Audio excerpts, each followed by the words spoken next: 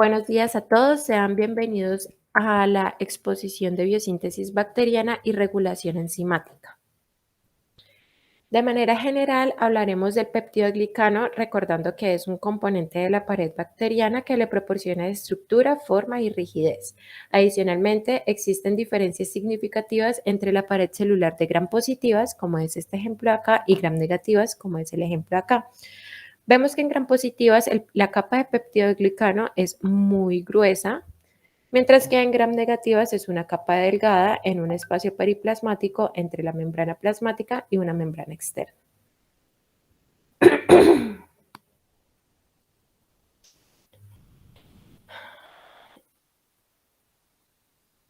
El peptidoglicano se compone de subunidades de N-acetilglucosamina unido mediante un enlace beta 1,4 al ácido N-acetilmurámico.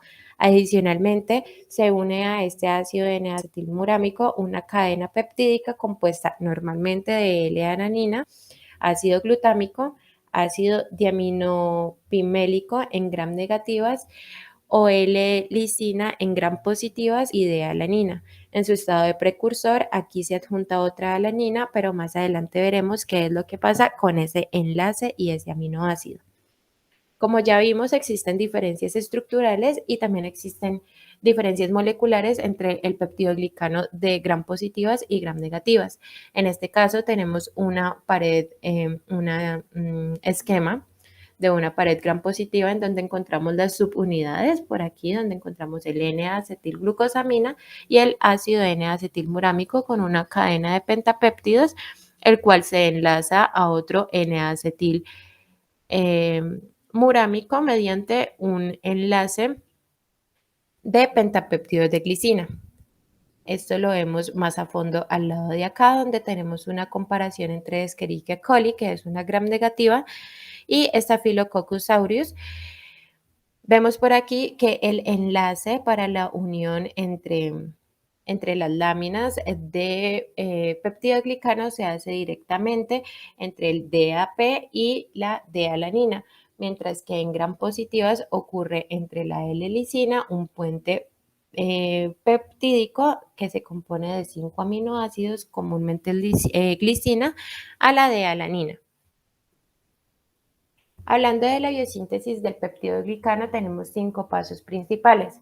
El primero de ellos es la síntesis de los precursores en el citoplasma, el transporte a través de la membrana, donde llevaremos estos precursores desde el interior hasta el exterior de la célula, luego lo anexaremos a la capa de peptidoglicano que ya ha sido fabricada previamente. Tendremos procesos de carboxipeptidación para obtener energía para realizar la transpeptidación. Inicialmente tenemos la síntesis de precursores en el citoplasma, en donde la glucosamina se convierte en ácido N-acetilmurámico. Posteriormente se forma el complejo UDP-NAM, que es el uridina ácido N-acetilmurámico. Luego ocurre un ensamblaje del pentapéptido en donde se anexa la L-alanina, el ácido glutámico, la L-lisina o DAP en el caso de gram negativas y 2 aminoácidos de L-alanina. Este proceso es inhibido por la cicloserina, la cual impide que exista esta agregación de aminoácidos a la cadena pentapeptídica. Posteriormente tenemos un transporte a través de la membrana a la cual llega el complejo UDP NAM pentapéptido y se une a una proteína en la membrana que es el bactoprenol, y se forma el complejo bactoprenol difosfato NAM pentapéptido. En este paso se libera la UDP. Posteriormente a este complejo previamente formado se adiciona la N-acetilglucosamina. Y finalmente se transporta el complejo formado hacia el exterior de la célula. El proceso de transglucidación ocurre cuando ya estamos con el complejo al exterior de la membrana citoplasmática, pero muy cercana a ella. Este proceso es catalizado por enzimas transglucosidasas, las cuales unen este precursor de peptidoglicano a la capa previamente fabricada. Esto se hace mediante la enzima PBP.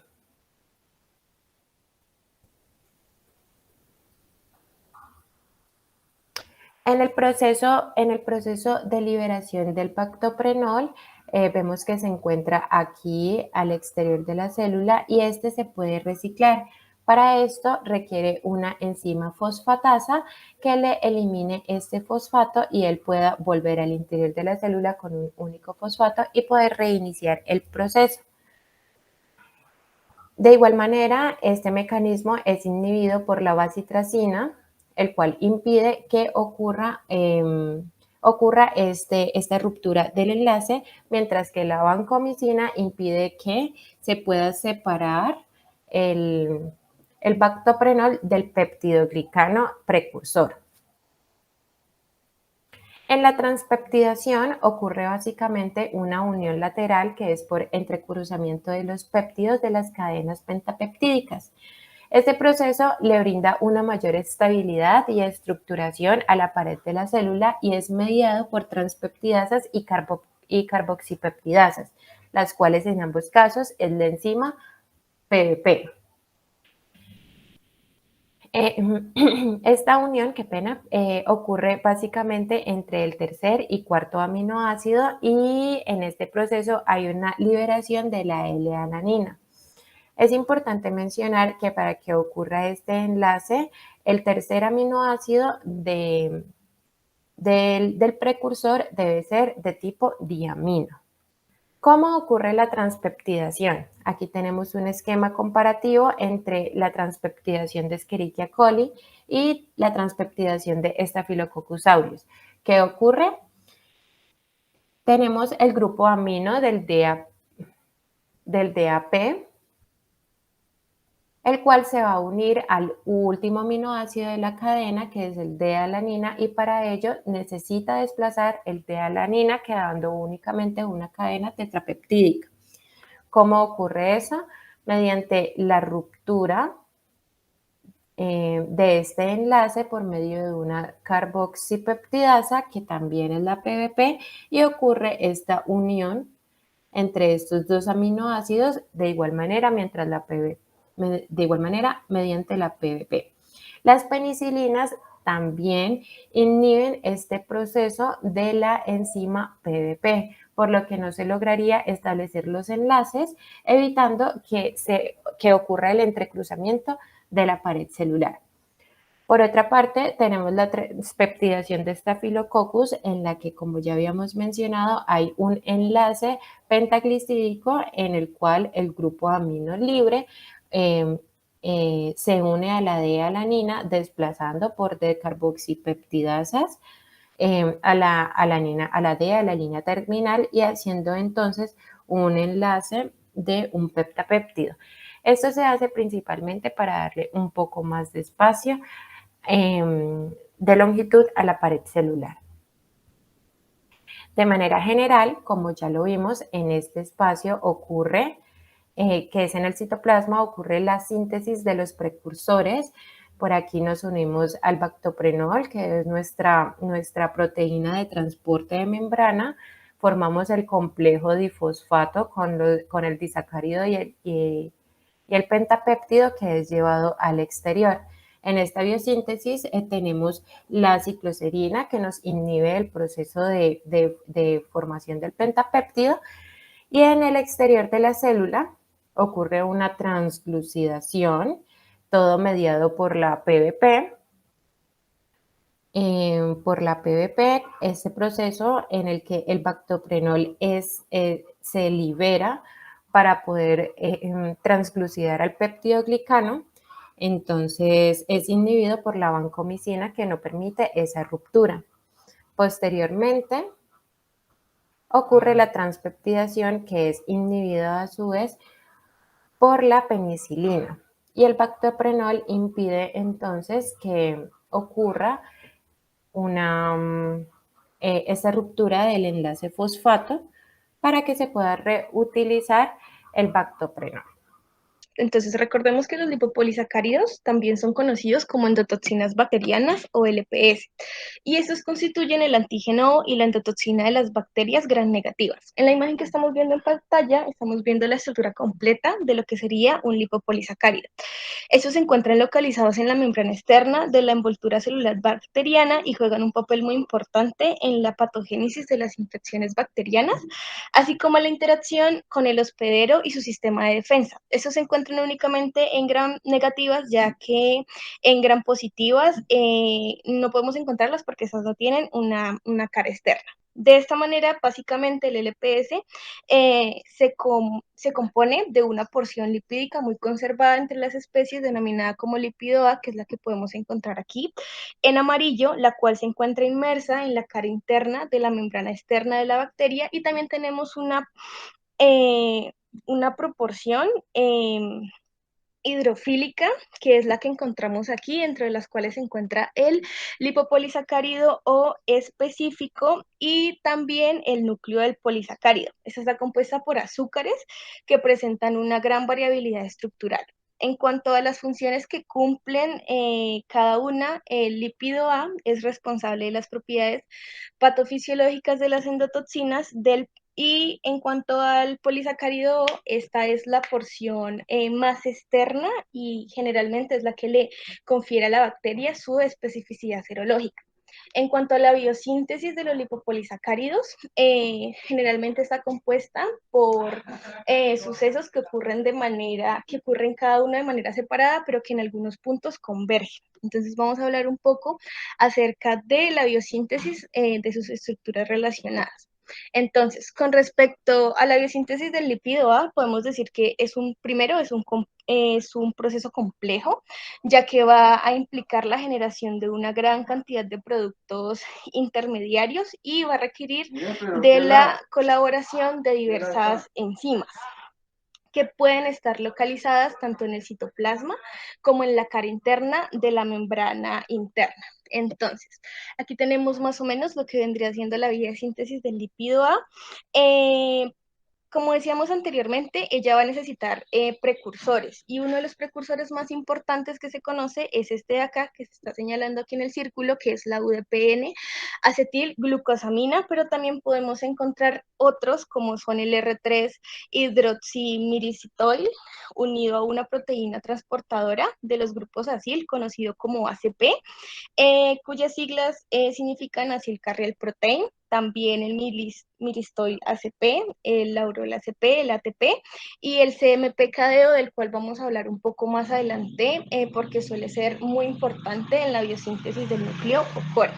Entonces, para la formación de este precursor que encontramos acá en la parte inferior, podemos decir que está catalizado por una enzima disfuncional que se encuentra codificada por el gen GLMU, que es este que encontramos aquí en la parte un poquito posterior, y esta enzima va a ser la que cataliza la acetilización del GLCN1 fosfato, dando lugar a la formación del GLCNAC. Entonces, esta misma enzima va a activar la GLCNAC, formando lo que viene siendo nuestro precursor.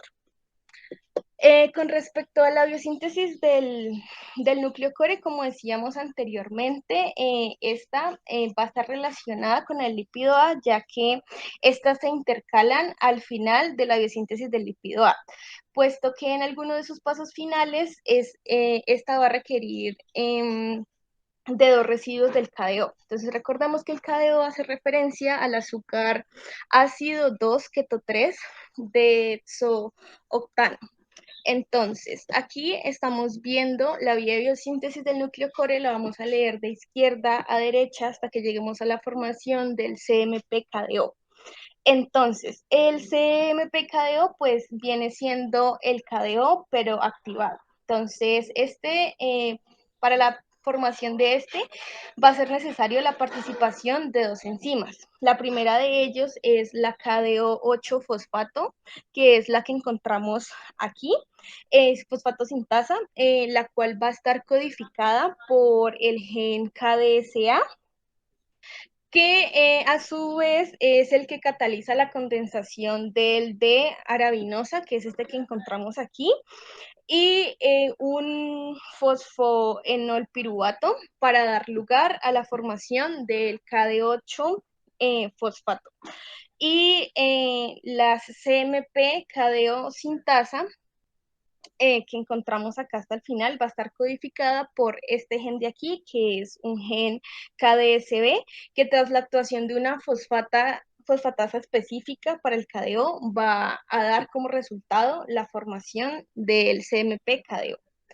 Entonces, con respecto a la biosíntesis del polisacárido o específico, como decíamos anteriormente, su principal función es darle pues especificidad serológica. Entonces, al darle especificidad serológica, generalmente sus estructuras van a ser muy variables. Entonces, de esta manera podemos encontrar dos sistemas mediante los cuales se van a poder sintetizar.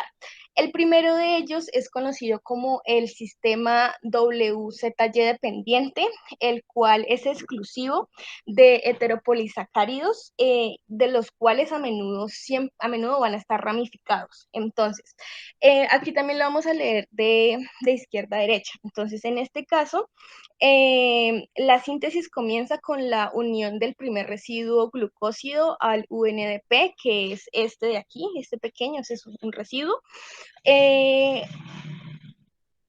Gracias a una galactosiltransferasa WBAP, que es esta que encontramos aquí, es una de esas estructuras que encontramos aquí, o una N-acetilglucosamina 1 fosfotransferasa, que también es la que encontramos aquí, conocida también como WEAC.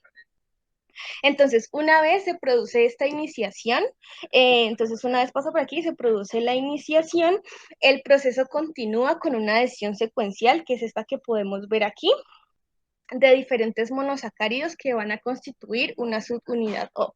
Entonces, estas reacciones se van a producir en el citoplasma y generalmente son catalizadas por diferentes transferasas específicas para cada azúcar o para cada tipo de enlace glicosídico. Entonces, estas van a actuar en la cara citoplasmática de la membrana interna. Entonces, después de conseguir el ensamblaje de cada subunidad, esta necesita ser transportada hacia su lugar de polimerización, que generalmente se encuentra en la cara periplasmática. Entonces, este transporte se va a realizar gracias a una proteína transmembrana con funciones flipasa que va a estar conocida como WZX y que va a ser característica de este sistema.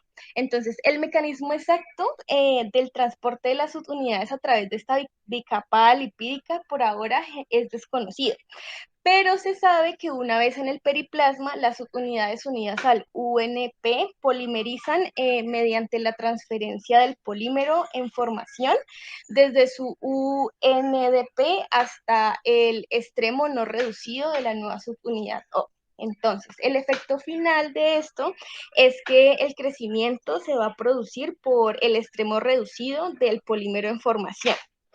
Entonces, como decíamos anteriormente, pues esta va a tener algunos componentes específicos. En este caso, este sistema tiene un componente final característico de la vía, que es la proteína WZZ, que genera la distribución modal de la longitud de las cadenas polisacáridas específicas de cada cepa. Entonces, la cual queda reflejada en un patrón de bandas que es característico en electroforélisis en geles de poliacrilamina. Entonces, este mecanismo por el cual se produce esta regulación también es desconocido, pero se han propuesto dos modelos por los cuales pues, podría funcionar.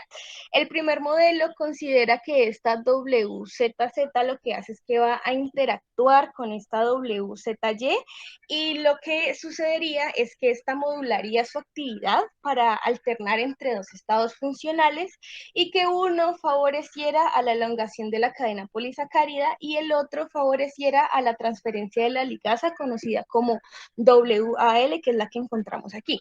El segundo modelo lo que sugiere es que la WZZ podría actuar como una chaperona. Y entonces esta lo que haría sería permitir la formación de un complejo entre WZY y WAL y el polisacárido UNP. Entonces, y la modalidad de estos pues podría determinarse por la proporción de los participantes asociados.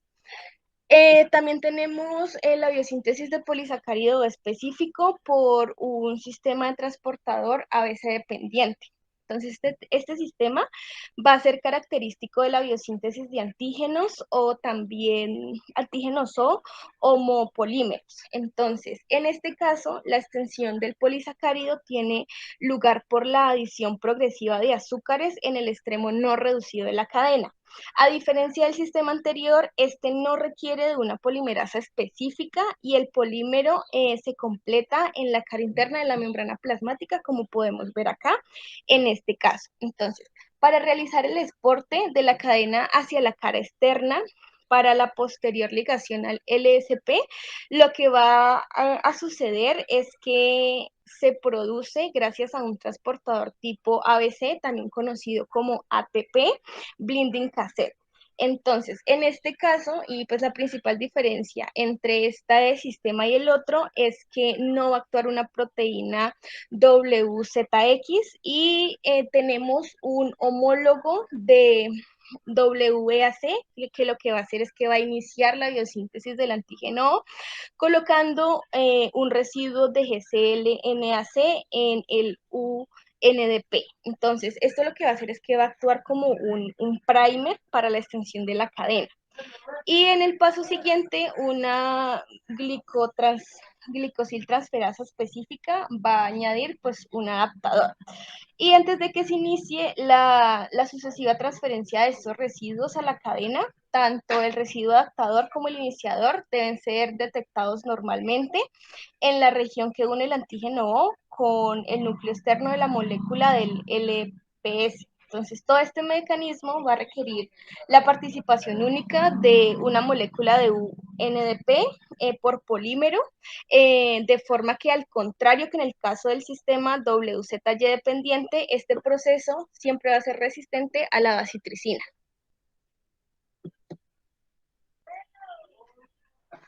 Bueno, ahora vamos a ver un poco los efectos del LPS en el cuerpo humano.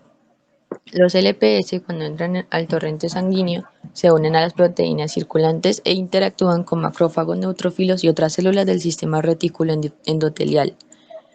El cuerpo reacciona liberando citocinas proinflamatorias, tales como la IL-1, IL-6, IL-8, TNF-alfa, entre otras.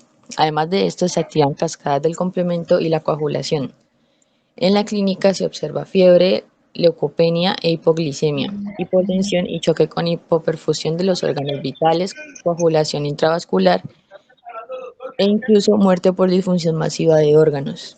En la coagulación, la que ocurre es la intravascular diseminada, en la que los LPS activan el factor 12 y al plasminógeno para formar plasmina, la cual ataca a la fibrina formando productos que la degradan.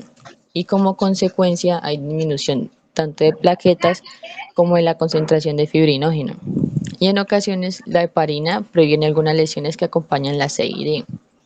La concentración de endotoxina se realiza con la prueba de Limulus, en la que se utiliza el lisado de amebocitos provenientes de cangrejos de herradura, en la que se utiliza, bueno, este lisado se coagula en presencia de 0.001 microgramos por mililitro de endotoxina, pero esta prueba pues no es que se haga mucho porque es difícil realizarla con precisión.